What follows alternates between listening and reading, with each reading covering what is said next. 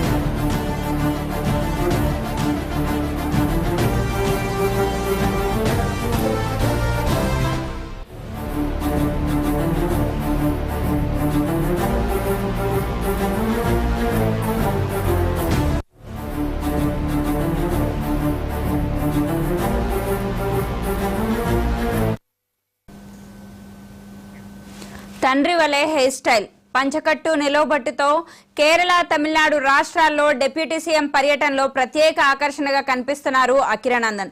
దీనికి సంబంధించి మరింత సమాచారం మా ఏపీ బ్యూరో చీఫ్ మురళి అందిస్తారు.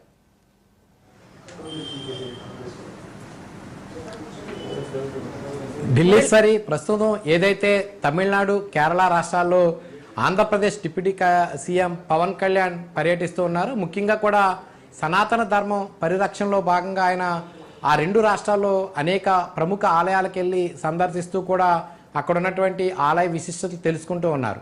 అయితే పవన్ కళ్యాణ్ పర్యటనలో ఒక ప్రత్యేక ఆకర్షణగా కనిపిస్తున్నాడు అఖిరానందన్. అఖిరానందన్ అంటే తెలుగు వారు ఎవరికి కూడా పరిచయం అక్కర్లేనటువంటి పేరు.